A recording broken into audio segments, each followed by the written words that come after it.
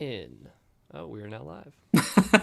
Ladies and gentlemen, welcome to the Best Phone Plans Podcast. Joining us today, we have special guest Craig Hanks from reviews.org. Craig is known in the industry for his extensive coverage and reviews of service providers in terms of streaming providers, different streaming boxes, the interfaces, things like that. So Craig, welcome to the show. Thank you very much. I appreciate it. I used to work your beat a little bit, cell phone providers and the hardware to a certain extent, but I've handed that off to somebody else on the channel now. So my knowledge is about a year out of date. So I'm looking forward to you guys schooling me on any cell phone related stuff. Sure, absolutely. But yeah, I think, a great place to start is kind of how you got into it. So how did you get into sort of reviews.org, reviewing the different services, and then maybe like how has your role kind of evolved there? Yeah, it's a great question. I mean, I could go on at length, but I started at Reviews as a copywriter and was doing podcasting on nights and weekends. And somebody at work caught wind of my podcast and said, "Hey, we need somebody to start a YouTube channel. You do it." And I was like, all right, I guess. And so that was almost 5 years ago now. And anyway, we cover at reviews.org, we cover all sorts of home tech. So cell phones, yes, and streaming services, but also internet plans and home security and smart home equipment, that sort of thing. Anyway, so we're doing all of these different reviews on the YouTube channel, and suddenly the streaming stuff just started to take off. And so I really doubled down on that. And it was kind of by accident that I became a streaming expert, I guess. Sure, like you stumbled into the role, kind of like it found you. Yeah, exactly. And but it is a very interesting niche to cover because it's so dynamic. Like everything is changing all the time. There's always a new service coming out. Somebody's always changing their pricing. Somebody's always adding this channel or that show or whatever. So it's always keeping me on my toes. That makes sense. Yeah. And was the podcast the Legendarium podcast? Is that still going on? Yeah, actually, so that's my Twitter handle. The TLP is the Legendarium Podcast. I've been running that now for over 7 years, and that was very different. We talk about fantasy and sci-fi literature, but we're actually just getting that YouTube channel stood up now, so if people want to go check it out, I'd love to have you. Well, Craig, if you play Dungeons and Dragons, my friend, you can always join me and my friends. I'm sure that will have some good stories for you. I played it once with my buddies, and then once with a group of Scottish women over the internet about 3 months ago.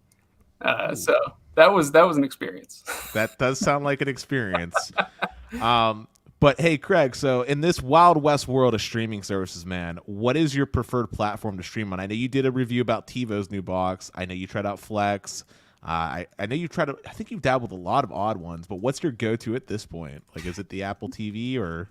Oh man, so Apple TV Plus. Are you talking about which? I'm talking about or which device? The device. Oh yeah, okay. So I'm a Roku man. Historically, I've got a couple of Roku TVs and a lot of the devices, but my new possible favorite is the new Google Chromecast with Google TV. So that one's really cool. It has some drawbacks, but I really like the recommendation algorithm. I like the layout for the most part. Yeah, it's a nice, slick little device. What was your first device? Because I actually remember in my household, we got like the very first gen Roku box. Mm-hmm. That was like just Netflix. That was basically it. Super old, like a super clicky remote. But yeah, I'm curious, like what was your first box that you had at your home? Yeah, it was a Roku also. The guy that hired me at Reviews, so way back, he had a Roku and he talked about it a little bit in conversation. Oh yeah, I stream on Roku, and I was still with Xfinity at the time, so I had my cable plan going, and I was like, what the heck kind of name is Roku? That's just sounds dumb. So I didn't get it for, I don't know, 6 months or a year after that. And then when it came time to look at cutting the cord, I was like, well, Dwayne had a Roku. Maybe I'll get a Roku. So yeah, that was how I started. But it wasn't the first gen. I think it was the second or third. So, sure. But like, how do you pick like which one's your favorite, right? Like, is it based off the streaming services? Because like for a while there, Roku didn't have HBO because of the whole licensing issue. So do you gravitate towards one platform based off the actual services that are available, or do you pick the platform first and then kind of pick your services surrounding that platform? Yeah, it's a good question. Services first. Like, what you watch on doesn't matter as much as what you're watching, right?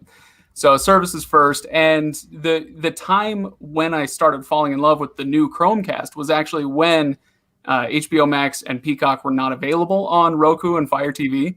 And so I had a Chromecast plugged into this Fire TV right next to me, this Roku TV next to me.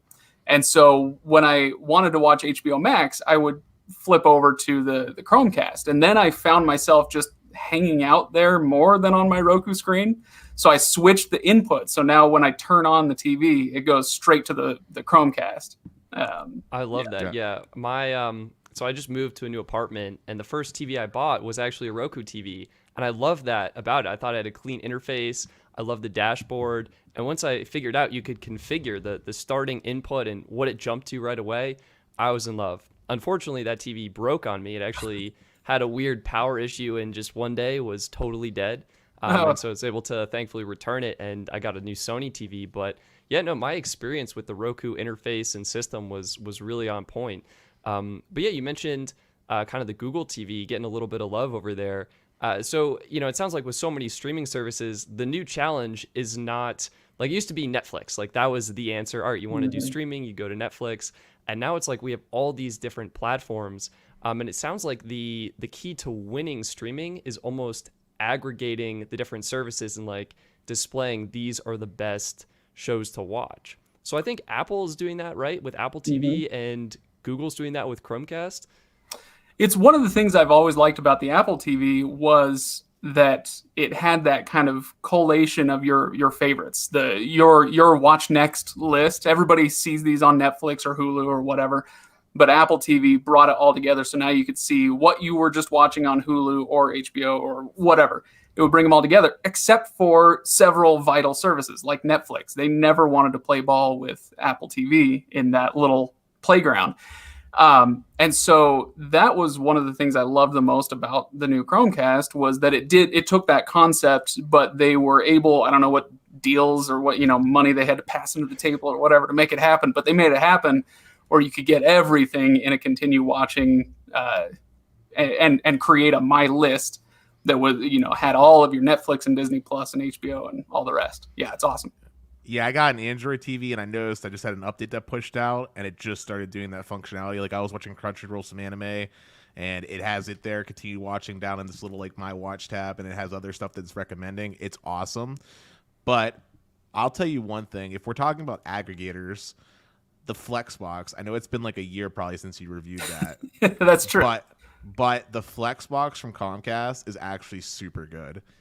It's voice remote functionality, because I have Comcast currently. I'm an internet only customer, of course. Well, you must if you have the Flex. But basically, I have I used to have all the streaming services, but I downgraded. Now I'm just using Hulu, Netflix, Amazon Prime, and Crunchyroll, which Crunchyroll still isn't on there, which kind of sucks. But basically, what's nice is if I talk into the remote and I'll say Wolf of Wall Street, just using an example, it'll actually search through all the stuff and kind of pull up almost like an old school on-demand style like icon, so I can click and just hit play, and it opens up the Netflix app, and boom, it starts playing. No other device that I've used, Roku or Fire Stick, gets it that spot on. Like when I try to use Fire Stick and talk into it, it'll take me to like the Amazon store to try to purchase something. And, right. And then Roku is just terrible with their voice remote, in my opinion. Oh, really? I haven't had that much problem with it. All I do with the Roku voice search is search. So I don't try to do anything fancy with it. But that's one of the things that has always got me leaning toward Roku, was that when I search something, they don't make any bones about it. They just list it by price.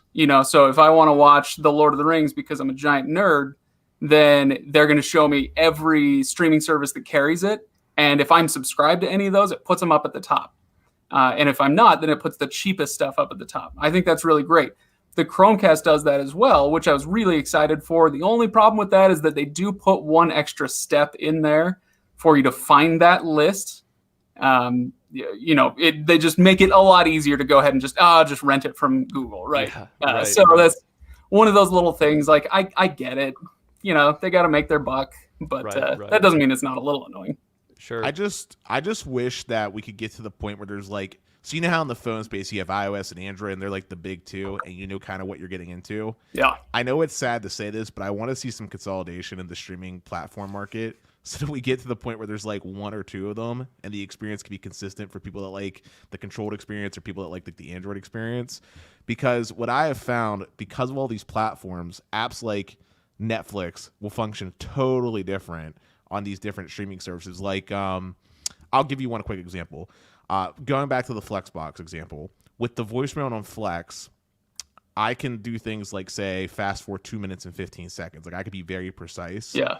And it will work. And that's awesome, because a lot of times on other platforms, it'll have like some automated like 10-second skip or 15-second skip. So you're always missing that like one little point, if you know what I'm talking about.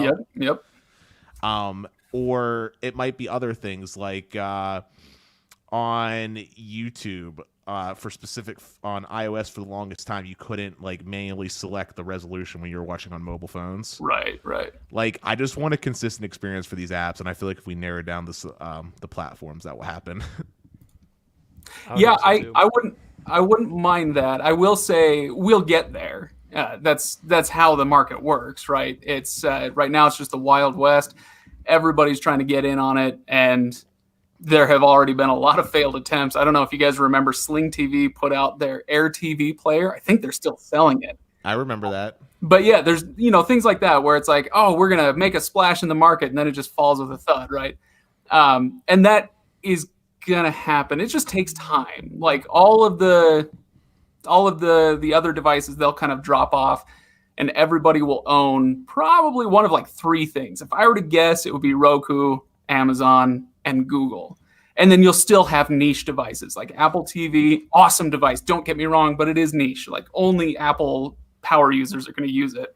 And it's $200. Right, exactly. Same thing with like the NVIDIA Shield, awesome device, but I don't really want to pay $180, when I can just get a streaming stick for $30. Right. So, anyway, but yeah, there will always be those little niche devices, just like a lot of people still use Linux. Like it'll always be around, but yeah, I think it'll whittle down, and we'll probably end up with those three after another few years. I think that makes sense. We've talked a little bit about the different boxes and devices that are available. Craig, I'm curious, what services are you personally using? Are you just blanket subscribed to all of them for reviews.org to make sure you're always up to date? Or are there some that you personally use? What's your setup like? Yeah, those are two very different questions. The answer to what am I subscribed to is everything. Just about. A lot of that is just for myself, but some of it is for reviews. And so what do I personally, oh gosh, I'm looking over at my Roku like, okay, what do I watch? I find myself most often now going into HBO Max. I love HBO Max. My standard line right now is HBO Max is worth $15 a month, a lot sooner than Netflix is worth $14 a month. That's interesting, Craig. Why do you say that? This is for me. Like everybody's going to have their own taste, their own programming that they like. But I enjoy the premium programming on HBO Max, and I like their layout, the way they've got their hubs laid out, so I can find stuff more easily. The way that they put all their recommendations together, I think is it's a little bit more of a learning curve than Netflix, where it's just like scroll down until you find something, but it's also a little more robust as far as the navigation goes, and I prefer it. Sure. I'm actually on the same.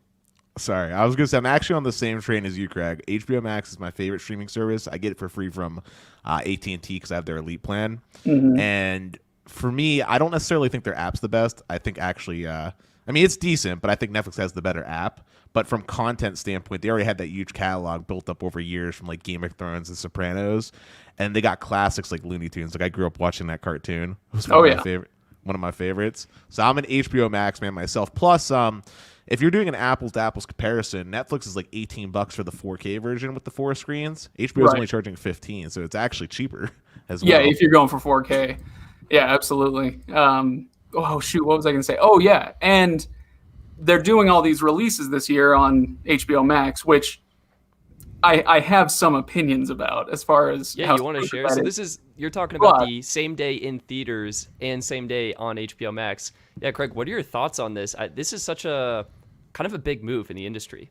Oh, well, and the thing is, I got to be careful because I don't want to pretend to know the theater industry that well, right? Or the movie industry, movie industry.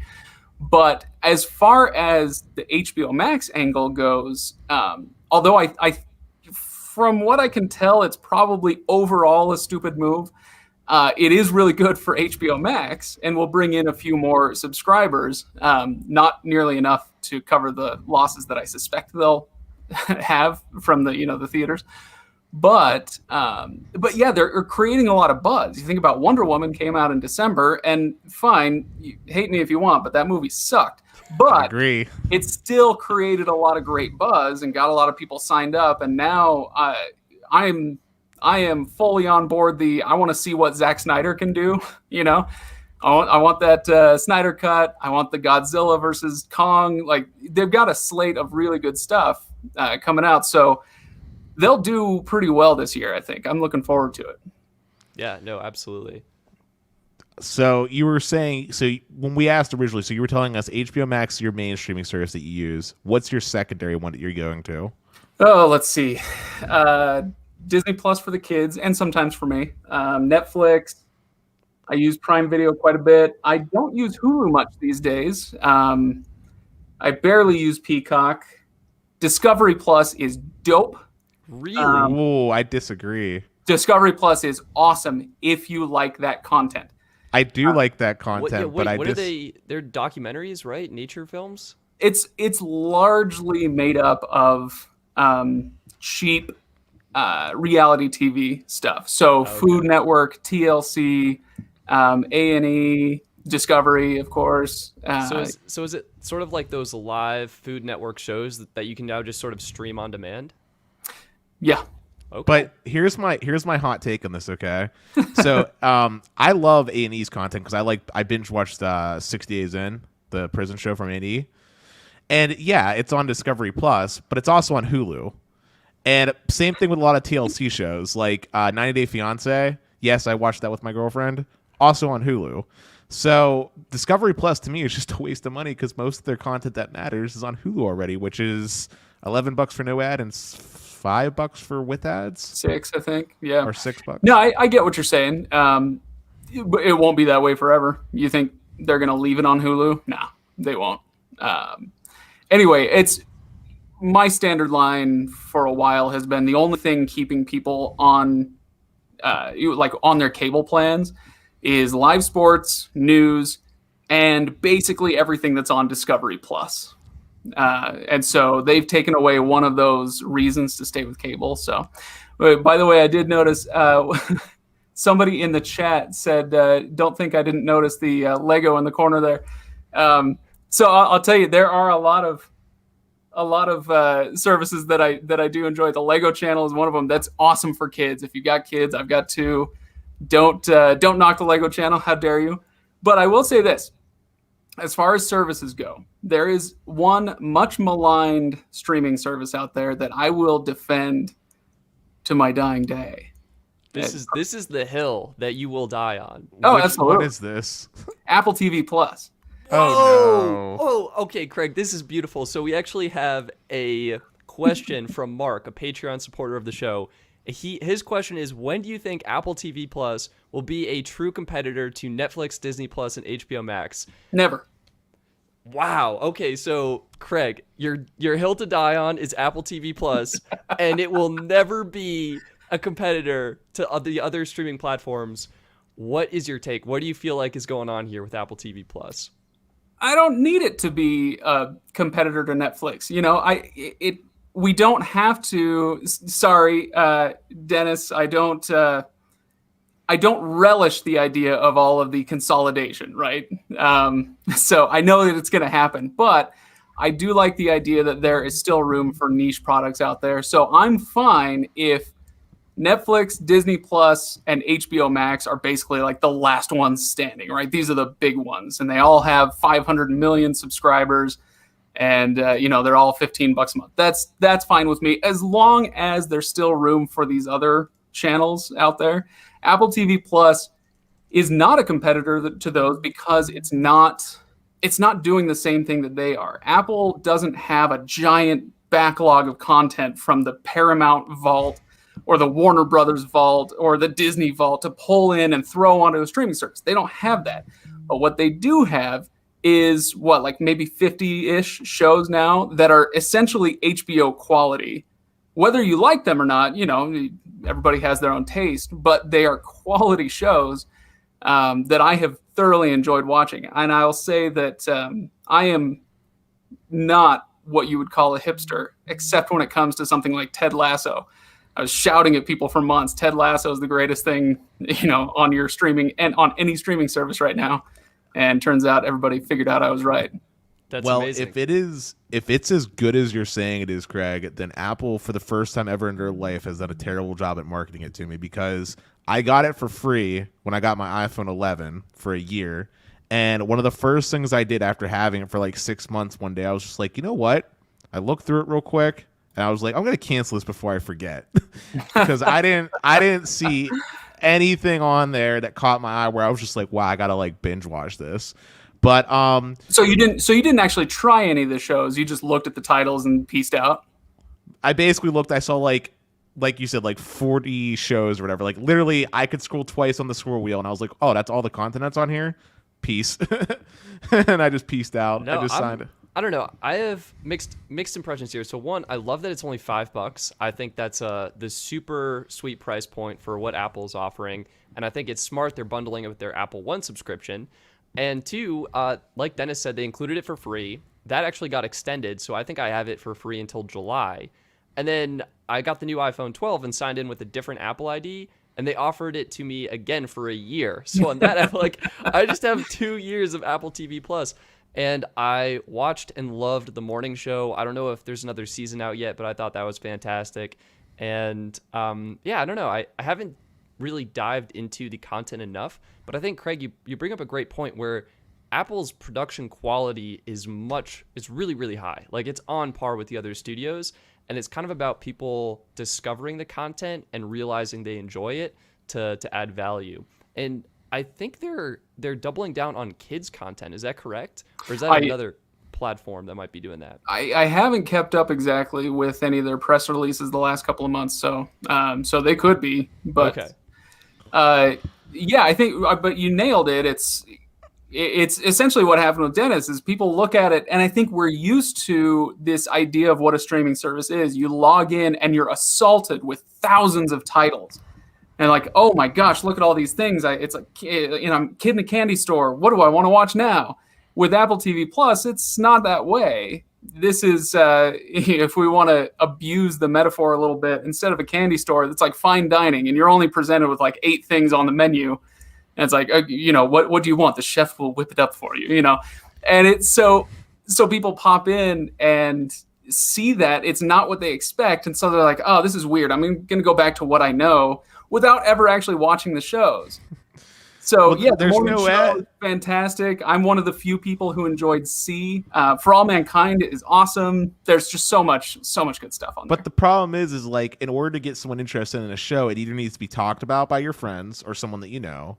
Mm-hmm. Advertising, like, so you see it on like TV or something on the internet or X. Like it needs to be done. Yeah. Apple stays dead quiet on it, which is very surprising because I constantly iPhone ads all the time bombarded at me, but they don't market their streaming service.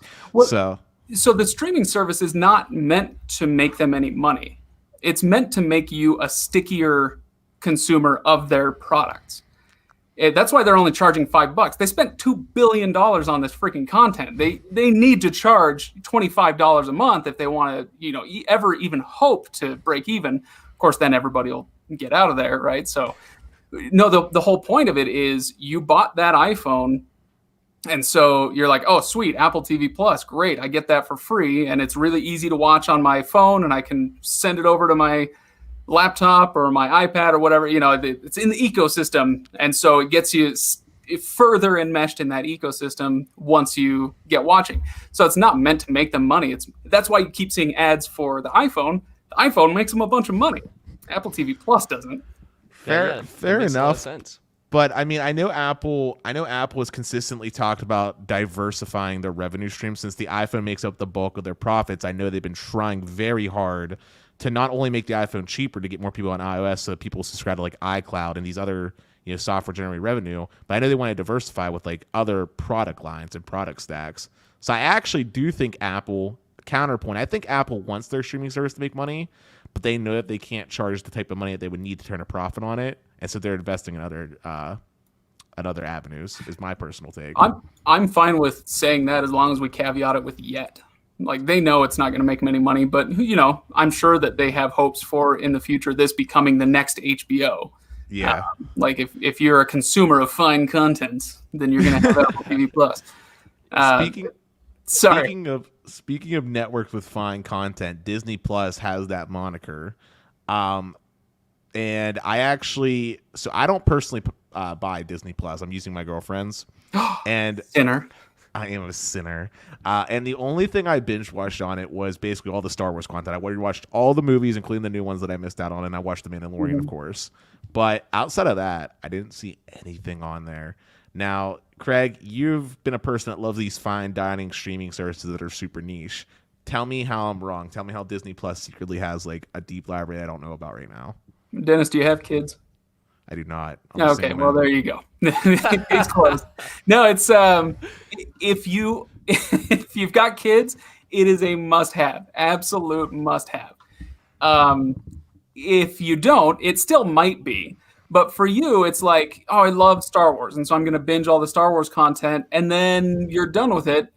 And so I think it would be totally fine for you to shut down your Disney Plus subscription, and then next time you get a hankering for some Star Wars content, next time The Mandalorian Season 3 comes out, you go ahead and re-up it and use it for a few months, right? I think that's totally fine. But I think for most people, when it comes to Star Wars, Marvel, what else am I thinking of? Like Indiana Jones, what are the properties? Anyway, Disney has stuff that will appeal to absolutely everybody. Or I guess I should say absolutely most people in your case. But what it comes down to at the end of the day is, do you have kids? Yeah, or nay, yeah. Yeah. No, my roommate is super into the Marvel universe, and we love Disney Plus. We watched the Star Wars TV shows, and when those ended, they came out with WandaVision, and that's been like the next hook. And I think my personal favorite aspect to Disney Plus is how the shows come out like a regular TV show does. Like every Friday we get a new episode, and they leave us with this cliffhanger, and we're waiting until next week. And I've really loved that. It makes something nice to look forward to on Fridays. Although last year when it was just The Mandalorian, my friend signed up, I used her account, and then I think they canceled because like they watched all the new content they needed, and like they didn't need it anymore. This was the whole weekly content versus binge content has been really interesting. Netflix kind of floated that trial balloon a couple of years ago, where they started releasing a few things on a weekly basis, but then people lost their ever-loving minds because it's Netflix. Netflix is all about the binge, and that's their brand. But I think it makes a lot of sense for HBO Max, for Disney Plus, for Apple TV Plus to do this weekly model. Everybody has their own preferences, but I really like the idea of, and it's in my mind smart marketing. I like the idea of this episode came out, it blew everybody's minds. They talked about it for like 3 days, and then things died down. And then the day before the next episode comes out, the internet goes crazy again. Oh my gosh, the next WandaVision, what's going to happen? And it's just a really, really great way to build momentum if it's a good show. The only problem is you can sneak a bad show under the radar faster or better this way than you can with the binge model. So you don't quite know, oh, is this thing I'm watching, am I really invested in this for a good reason? Like, how do I put this? The Walking Dead never would have made it 18,000 seasons if it had been a binge show, if that makes sense. Like, people would have figured out a lot faster, like, oh my gosh, this is actually super boring. But but it wasn't. It's a weekly show, so it was able to build up that momentum. I don't know. That's my Sure. thing anyway. It almost sounds like the cliffhanger brought people back, and the fact that the shows were so spread out made it you didn't realize it was the same show or the same plot story or story arc on repeat week after week that was super repetitive. Yeah. Which is funny because I got into The Walking Dead by binge watching like 3 seasons. Although this was back using DVDs. There was a Nice. family video. I used my report card to get like the free rentals, and that's how I binge watched it. But Craig, we're talking a lot about the streaming services that have come up. I want to ask you, are you still subscribing to like any live TV options? Like obviously you ditched traditional cable, but like do you have like YouTube TV? Do you have Hulu Live TV? How are you getting like that stuff? It's a great question. I don't. The only time I ever sign up for a live TV service is during college football season. So I don't need to keep up with like the things that are actually on network TV, like, oh, it's must-see TV Thursday. No, it's not anymore. Nobody needs to see this on Thursdays. And so I much prefer watching things on my own schedule. The exception to this, and I should say, and I don't watch any more like cable news or anything like that. So a lot of my reason for potentially staying with cable is just gone. And the same thing applies to live TV generally, with the exception of sports and local news, but you can just throw an antenna on your wall for that. Yeah.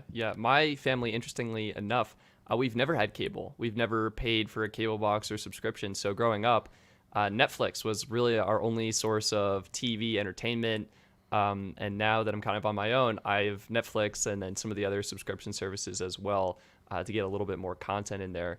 But yeah, I think we never got invested in sports. So we didn't really have that calling to us. And I think today, especially now, it's almost better to kind of skip the live TV and go with, the services that meet your needs to get that better streaming experience. And some of the new options, too, I think are getting more creative with what they're able to provide and bundle in, and they're trying to appeal to all those different customers. Yeah. Man, I feel like the old man of the group. I was going to say my Stetson, I said this on the show. Says the guy who said he used his report cards to get the DVDs for The Walking Dead. I'm sorry, but I've got you beat, buddy. I know. I'm actually ordered in Stetson, by the way, but no. I was gonna say my parents. I got them on YouTube TV, and I set that up with my Google account, so obviously I have access. And like when you were talking about Discovery Plus earlier, the reason why I would never subscribe to that is because Discovery and all that content's already on YouTube TV. And I watch it for the local news because antenna doesn't work very well where I'm at. And then I watch it for, like I said, stuff like A&E. And then sports, like you said, specifically Penn State college football for me. I don't know what your team is. But I wanted to ask as well. I'm blanking. Oh, CBS All Access to Paramount Plus. Yeah. You just did a review on that just recently. Why don't you tell me your thoughts on that particular streaming service? Because to me, I'm not that excited, but you tell me. I am tentatively fine with it. I was never a big CBS All Access person. Nothing against it. It just didn't have the content that grabbed me. And Paramount Plus is basically just a reskin of CBS All Access. They do have some stuff now that they're pulling in that they didn't have on CBS All Access, and so that's great. But yeah, mostly I think this is just a rebranding so that they can bring in the Paramount library and make it make more sense. Isn't sports coming to it? Did I misunderstand? Isn't sports supposed to be coming to it? Mm-hmm. Yeah, it's there. You can watch a bunch of let's see, they've got soccer going on, so you can watch some live games. They've got hundreds of replays from the Europa League and the Champions League. They've got, of course, CBS has which league is it? One of the two in the NFL. CBS has I think it's the NFC that has a deal with CBS, and so they run a lot of NFC games. Yeah, Steelers play on. Yeah, so you'll be able to watch those there. They do have a live feed for your local CBS station and like national CBS News, CBS Sports Network. So yeah, there'll be a good bit of live sports, I think, going on there. And then also, no one really talks about it, but free streaming services. Is there any that you gravitate to? Like, are you like a big Pluto guy? Like, I love Pluto because they have the Brady Bunch on there 24/7. Like, I don't know. Is there like a free one? That you gravitate? I bow down to your age, Dennis. That's fine. I don't care how old you are. You're the old man here. That's fine. No, it's funny you say that because the most successful videos on our channel have been when we go like do a top 10 list of the best free streaming apps on whatever device, Roku, Fire TV, Apple TV. And so, yeah, I've got a few over here that I can mention. You mentioned Pluto, which is great. That's the best like cable imitator. But then the best Netflix imitator is probably Tubi. Tubi, Crackle, or FilmRise. But somebody already called out my love of the Lego channel. That's a free channel that you can go check out. I feel like, you know what? I need to turn my camera here so you can see this. There is actually a streaming service called Baby Boomer Cartoons. And so, Dennis, if you're that old at heart, then you need to go check out Baby Boomer Cartoons. It's all like stuff that's it's in the public domain, so they get to stream it for free. But it's a great little collection of the classic stuff. I just might, because the whole reason I got excited about HBO Max when that came out was because my mom, she loved the Jetsons and the Flintstones. So because she loved it, I watched that growing up. Yeah. And then my dad was the Looney Tunes guy. And I literally have old box sets of DVDs and VCR tapes. There's a throwback for you. VCR tapes, like old Star Wars and like the Looney Tunes and stuff. So it was nice to have that actually in full HD on HBO Max and like the best possible resolution. Yeah. But I also love like old shows like I Love Lucy. If you know that show. The old sitcom. I'm familiar with its work. Well, like, yeah, I don't know. There's something about that old like black and white style that's very appealing, and then the old cartoons where they're just so. I don't know. There's just something about the same way you can watch an old Mickey Mouse cartoon from Walt Disney. You're just like, that was something before there was even I don't know. Yeah, go check out Baby Boomer Cartoons, and there's also one called Baby Boomer TV. So you can go watch the old I Love Lucy. You can watch Mr. Ed. You can watch all that old stuff. It's great. It's amazing. I will. So, if you guys or if anybody watching wants to go check out the channel, and if you sort our videos by the most popular, then it's just top 10 free channels, one after the other. It's a bunch of those videos, so people can go check it out with whatever device they stream on. That's amazing, Craig. So I'm curious, what did you think of the rise and fall of Quibi? Oh man, this is the part where I get to exercise my charity, my charity bone. I was really excited about it. Here, I do not mind admitting when they made their announcement in 2020 at they did a big thing at CES. So I went to their press press conference there about Quibi. And it was very interesting, the way that they laid it out. Hey, look at all these stars that we've got. Look at all this. Playing from OnePlus 8 Pro. Shut up. They've got all these stars. They've got all the the money pouring in. And then they said, and we invented this technology where you'll be able to watch it on your cell phone, and you can just like tilt your screen, and it'll change the way you interact with your shows. And I was like, wow, that's pretty cool. And then the pandemic hit, and I was like, I was like trying to send my vibes to Quibi. I don't know anybody at Quibi, but I was like, for the love of everything that is holy, do not release your streaming service right. Oh, they did it. And they released it right after the pandemic started. And obviously it's a streaming service that's meant to be on your phone on the go.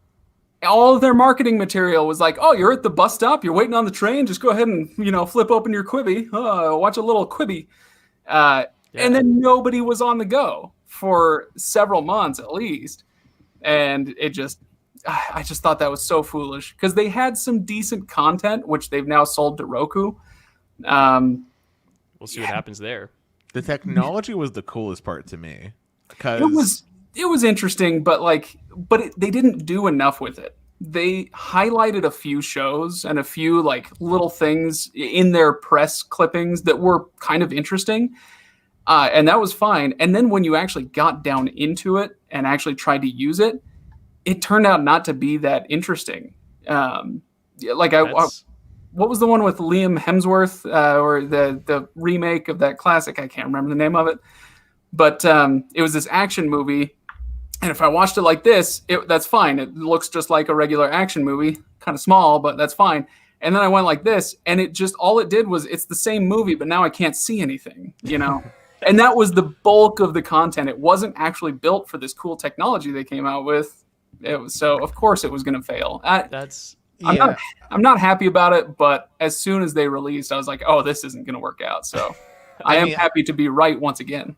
I didn't use it. I knew it was going to probably flop because of the reasons you mentioned. I just thought that the idea of interactive content would have been interesting. Like, picture like a horror film where you're actually like you're getting told to do specific things for the experience. Yeah. Granted, that's not going to be everybody's cup of tea, but like I could see it working well for that specific genre of content.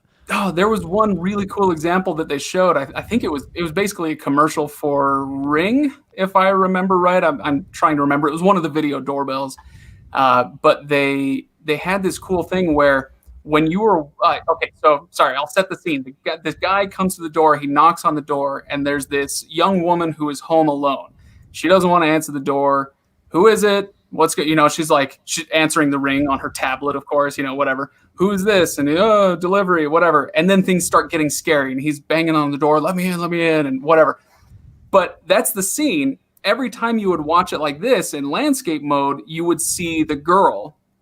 And she's talking to the iPad. She's answering the door or whatever. And then you turn it like this, and it would show you the guy at the door through the Ring footage, and he's kicking the door down.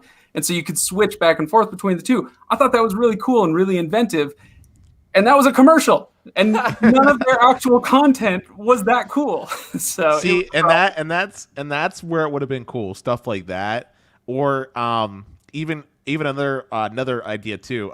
Like, I'm sure you've seen YouTube videos with like the 360 degree like angled stuff of like downtown New York. I feel like you could do some really cool cinematographic stuff with that. Like, imagine actually being able to interactively move throughout your house and it be the horror film. I think it was Westworld. No, not Westworld. There was some sci-fi like utopian future game where they had some messed up VR stuff like that, where like literally you would scan the room and it would become the horror films where it takes place. You would see like the monster coming through the wall and that kind of thing. But Stetson, yeah, I am sorry for talking so much. Do you think we should ask Craig about his terrible cell phone plan? Yeah, I think we should. I mean, I was going to quickly comment that I totally agree on Quibi. I couldn't watch it vertically. I think it just that orientation hurt my mind. Like, it felt so limited. And they didn't integrate it with Chromecast. So there's no way to watch the shows on the go at home on the big screen. Yeah, I think a combination of forces really took it down the drain, unfortunately. But yeah, as Dennis mentioned, Craig, we kind of talk a lot about cell phone plans here on the channel, kind of indicative of the name, Best Phone Plans Podcast. So we're really curious, what plan are you using? What phone do you have? And we'd be keen to see how we could make it better. Okay, so I'm fine with my phone. The actual phone is good. I use a OnePlus 8 Pro. Ooh, great phone. So yeah, it's a good phone, but I have been with Verizon for over a decade. I'm not on an unlimited plan. In fact, I'm going to try to log in so I can see what my... Excuse me, Craig? What? Why would I need an unlimited plan now when I spend an average of 23 and a half hours a day in the confines of my own home with Wi-Fi? Because your old plan's probably just as expensive. Probably. Okay. And also because before the podcast started, you told us it was a terrible plan. So No, I'm curious. I mean, I agree with that thesis 100%. Like, I'm at home on Wi-Fi all the time. And it's almost ironic. Like, I review cell phone plans and use almost no data. Like, I could be fine on a 3 gig plan. But, for my actual cell phone usage, I force myself to like go out, do tests, like, I'll try streaming this show on the road. Like, I'll park my car somewhere and like test it out. Right. But no, I totally agree with that. So yeah, let us know if you're able to kind of figure out what legacy Verizon plan you have. It sounds like you've been with them for a while. Has coverage and performance been good for you?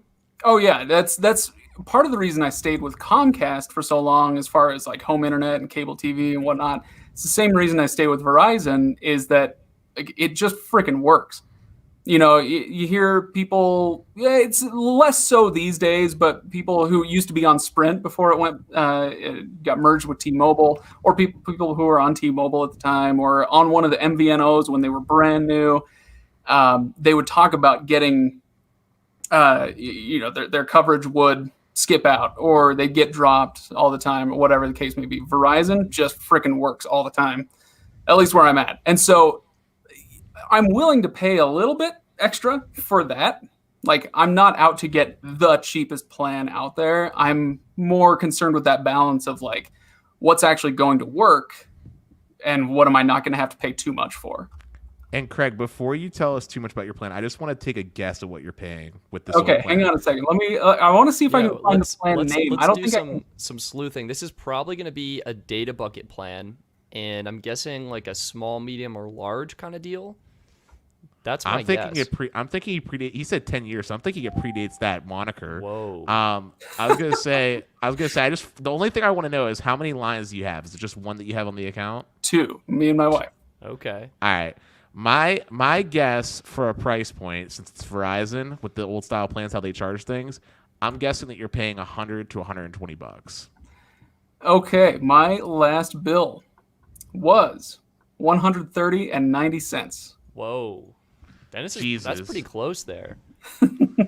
Craig, what are you getting for that? Like unlimited nights and weekends calling, unlimited minutes? Is Like 2 gigs of shared data?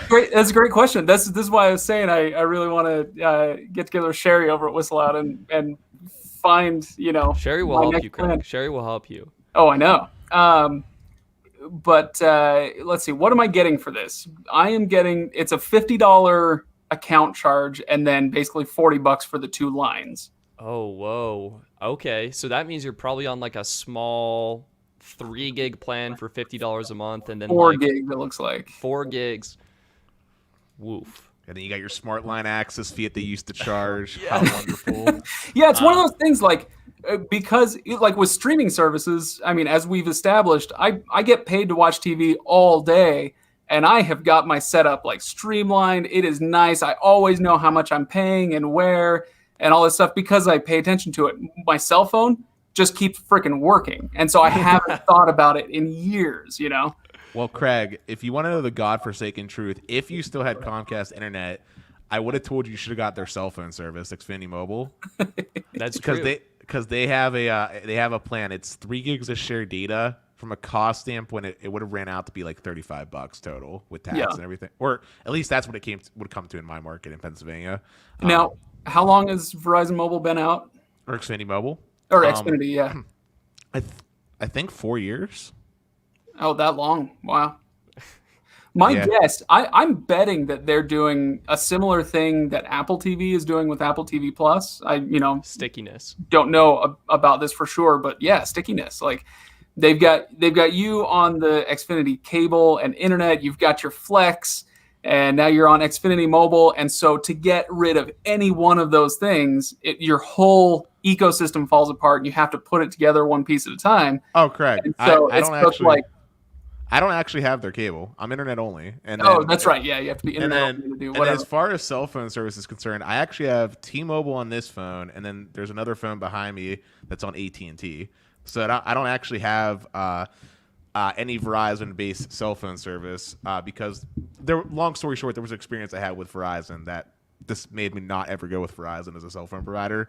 It had nothing to do with coverage in my market. It was just something totally separate. But I was just saying that would have been good. And then also US Mobile. We actually had the CEO of US Mobile on. Great guy. Awesome guy. But what's cool about his plans is if you get so many lines on a shared plan, you actually can pick 2 streaming services of your choice that they will pay for. So like you could do like Netflix and PlayStation Plus, or you could do like Netflix and Spotify as like your perks. And then they have like these build your own plans. So like if you're the type of guy that doesn't need like a lot of data, but you want unlimited calling and texting, like you can do that. And it's like what, $10 Stetson before tax? Yeah, so it'll be like I think $12 for a gig and $15 for 5 gigs per line. So Sweet. $30 for 2 lines, add some tax and fees in there, but you're getting the same coverage on the Verizon network. Something to consider. I'm even looking at, like, if you were to somehow go with the premium Verizon Unlimited plan, their Play More plan would be around the same $140 a month, but it includes your Disney Plus, Hulu, ESPN Plus subscription. So you can get that bundled in there. Right. Yeah. And alternatively, too, if you weren't stuck on Verizon, other providers have improved their coverage over the years. T-Mobile has the new Magenta plan, which has tax and fees included, and I believe 2 lines is $140, right? Isn't that what it's like 70? Yeah, I think that's about right. It's like 70 on the first line, and I think it's like 50 or 60, or I think it works out to 140. I'm not 100% sure. Let me double check that. But maybe look at T-Mobile or AT&T if you have a business, right? Your reviews.org, you own it, right? Oh, I don't know. I don't own it. Are you kidding me? I'm not that cool. Oh, well, do you have your own business, like, sure, at all? Okay. This be the podcast, Legendarium. That would be its own thing. Yeah, well, Legendarium Creative. Well, if you want the best unlimited plan, in my opinion, Business Unlimited Elite from AT&T. Oh, yeah? Yeah. You get 100 gigabytes of priority data, and you get, isn't it 100 gigs of hotspot on the business plan, Stetson? Oh, that's a good question. I'm actually not sure about that. It might be like 50 gigs or something. I know it's more than the normal elite plan on the residential side, but basically you're getting the highest possible priority on the network that AT&T has to offer. HBO Max is included with all their elite plans. You got some awesome hotspot data allotment, which is sweet.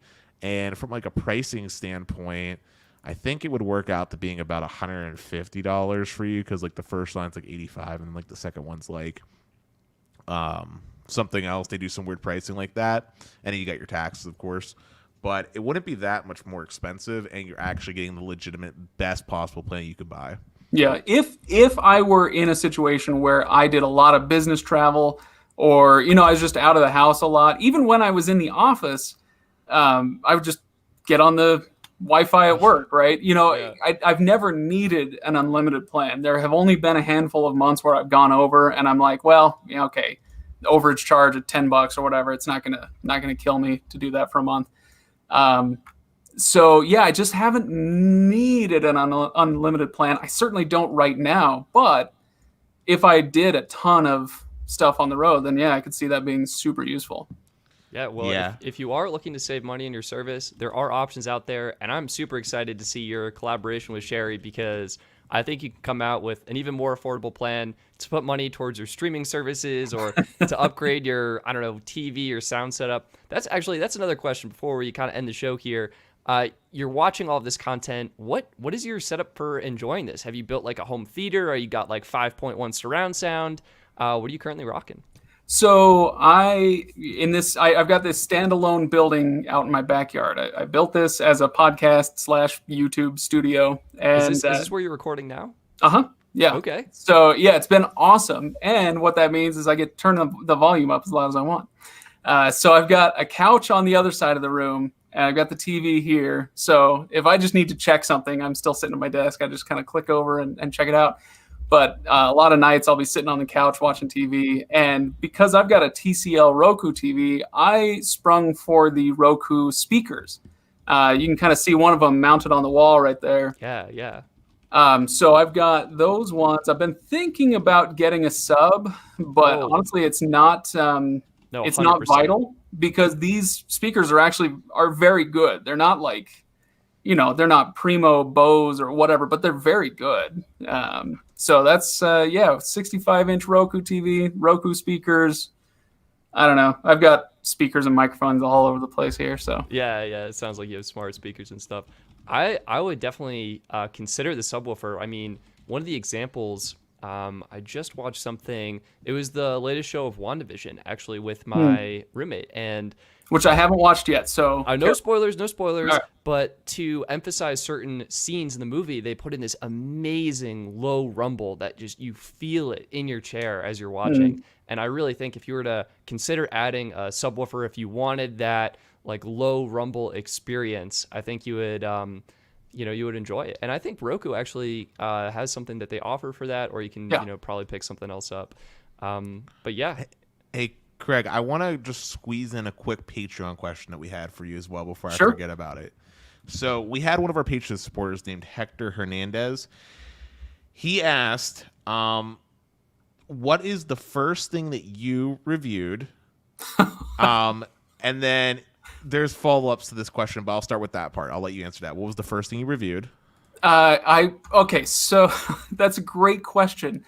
I believe I'm going to pull it up because I want to answer this right. I know the first thing I remember viewing or reviewing, but the actual first thing I reviewed was DirecTV. Wow. On May 12th, 2016, we published a DirecTV review. Wow, Craig, coming up on the 5-year mark on YouTube. Yeah. That's huge. That's So, huge. yeah, we did DirecTV, we did Xfinity and Dish. And then we went into some internet reviews, Xfinity, Viasat, HughesNet. And then the first streaming service I ever reviewed was DirecTV Now in December of 2016. And then the follow-up, it's a 3-part question. And then the follow-up to that is, he asked, what do you binge watch and on what platform? Which I think we already kind of answered. Your answer was Chromecast now, and you binge watch a variety of stuff. And then the last question, sorry. Well, no, I was going to say, I was really excited because Warner Media bought Cinemax. And so some Cinemax programming is making its way onto HBO Max. I think it was 2 or 3 years ago, I binged the first 2 seasons of Banshee on Prime Video, but they didn't have the second 2 seasons, and I wasn't about to fork over the $30 to watch it, And so then I saw it coming up on there, so now I'm binging through the last little bit of Banshee. It's guilty. It's guilty watching. Okay. And then the last part of his question was, how will cable TV survive in the age of streaming services? It won't. Next question. No, that was all from Hector Hernandez. It was It's a good question. I'm being flippant. It deserves an answer. In the long term, it won't. You don't think it will? I don't think it will. The last place you'll find it is in like ex-urban and rural areas where we don't have the coverage for lightning fast internet or whatever. Even that is going to start going away now with things like Starlink and Amazon's Project Kuiper, whatever. Like there are things in the works now where I think it'll cling to life for a few more years. But here's my prediction. All right, ready? I'm putting on my big boy jacket and making my prediction. Once ESPN bails from their cable deals and satellite deals, once you can get ESPN the full package, so not like ESPN Plus, but once you can get the entire thing just on streaming on its own as an a la carte service, it's all over. That's it. We're done. Here's my prediction. I think that cable as we know it will die, but I see it transitioning into like your cable provider offering you the streaming services like a bundle and you getting a discount that way. Similar to how Verizon did the Hulu, Disney Plus, ESPN Plus bundle. I think we'll see people like Comcast be like, here's Peacock, CBS All Access, and X, Y, and Z thing as like a bundle.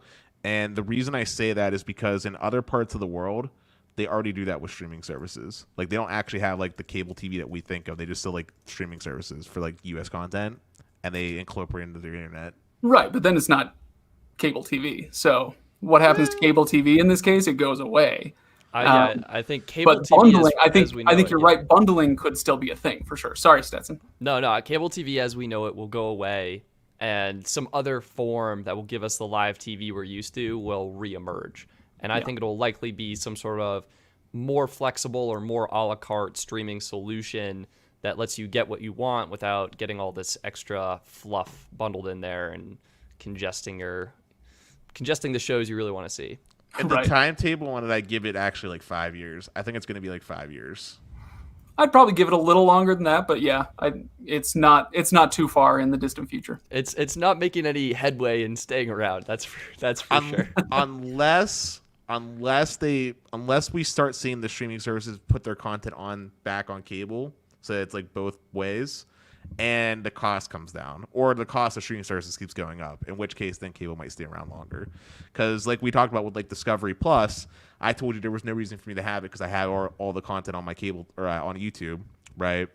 And I said there was other ways to get it. So if that stays being true, then for families specifically that have multiple different preferences, cable TV often makes more sense than buying all the streaming services a la carte. Yeah, the problem with this theory, the direction that you're thinking, I think, is that when it comes to cable, whether it's TV or internet services or satellite or whatever, there is a problem, the problem of infrastructure, right? And so to build this giant cable package, you've got to tap into that infrastructure. And so 30 years ago, 40 years ago, that was a closed door for the most part, except, unless you had a ton of capital that you'd raise to start some new cable conglomeration, right? And so all the channels existed within that, and they all needed to fight to get onto whatever cable or satellite programmer could carry their content. But now that's gone. As long as you've got an internet connection, you can get baby boomer cartoons, you can get the Lego channel, you can get all this stuff, and these providers will find ways to make it worthwhile, to make it profitable. And so we'll continue. I just don't see it going that same way, where, we talked earlier about the streaming devices kind of consolidating into a major few. On the streaming services side of things, I think there will be the giant ones, but we're not going to go back to the old ways of doing things where, one company owns 40% of, the entire market or 80% of the market, because you don't have that problem of infrastructure, that hurdle to get over to start a streaming service. Unless there's arbitrary limits. I was going to say, depending on what the FCC does, right. I was going to say like for example, data caps. Data caps is what I meant to say. Oh, yeah. If data caps become the common thing for most people, that might really inhibit streaming service adoption, because that significantly jacks up your rates with all those overage fees. Right, and I don't see that being the case. They're not rare, but you're less likely to have a data cap than not. And as things like fiber or satellite mesh networks, as they become more prominent, there's less of a reason to charge it. And the companies won't be able to hide behind whatever reasoning they had before for, we got to throttle the traffic for this or that reason. No, you don't. Comcast just implemented it across the Northeast, which they traditionally never did. And then Spectrum has been pleading with the FCC to change their mandates about the merger so that they can also implement data caps. And they're the two biggest ISPs. I know you and Stetson are incredibly envious of, because you both have municipal fiber, which is not the norm for most Americans. I think what Frontier has data caps, CenturyLink has data caps, AT&T as well has data caps. Same thing with Comcast and Spectrum. From what I understand, and it's been a few months since I looked it up, Verizon, Comcast, I think they might have rolled some of those back. And they never had it on all their plans to begin with. It was on some plans in some areas. And so a lot of Xfinity customers get unlimited data. So they do exist there, but it's not necessarily the norm. Yeah, I mean, they changed it. I mean, they rolled it. They pulled it back until the end of this year in Northeast because of the pushback. But Comcast has a 1.3 terabyte cap on all plans now at this point, and that will be the case in Northeast if once the end of this year happens. Well, when we have these, you guys know what I'm talking about with the mesh satellite networks? Yeah, like Starlink and the other solutions that are emerging. Yeah. One of the things I'm most excited about, I'm excited for two things when it comes to these. And the first is that I'll be able to work from anywhere in the country, and I'm not tied to a trunk line or something. But the other thing is that creates the competition that we need to keep those data caps out. Because like you said, they announced this thing, we're going to have a 1.2 terabyte data cap all across the Northeast, and everybody lost their ever-loving minds. And so they go, oh, okay, no, never mind. Oh, I guess not. If people have 2, 3, 5 other options to go to that are viable options, then suddenly the company loses a lot of power to impose those things on their customer base, and they have to kind of bow to the will of the customers, right? So I'm excited for that. More competition, yeah. That is the hope. I was gonna say Starlink also gets me excited, but we've talked at length about gaming in particular since I'm a gamer. Well, I've brought it up that stuff like Starlink wouldn't be great for that. And then we talked about T-Mobile's home internet with a guest called Sneed, because he's been reviewing it over in the Cleveland market, and he's had some mixed stories after his first month of service.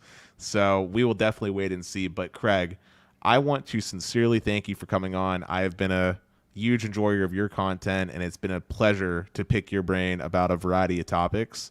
Do you have anything that you want to say to our audience before we wrap up on the show? No, I appreciate people watching. Appreciate you guys for hosting me. I hope people will go check out reviews.org if they're interested in the streaming world. And we just did our Paramount Plus review, like you said, released that today. Woke up at 4:00 in the morning so I could start watching TV. And let's see. I've got my Twitter handle right here next to my name. So if people want to go follow me, I'm not a huge tweeter, but I'll tweet back at you. So if anybody has any questions, you're welcome to hit me up there. That's amazing. Craig, thank you so much. Anyone who's watching or listening, you can find all of Craig's stuff actually linked in this video description. It's all there, reviews.org, his Twitter information, so you can follow him there. Craig, thank you again for your time. We really enjoyed talking with you. Any upcoming videos you want to tease or anything like that?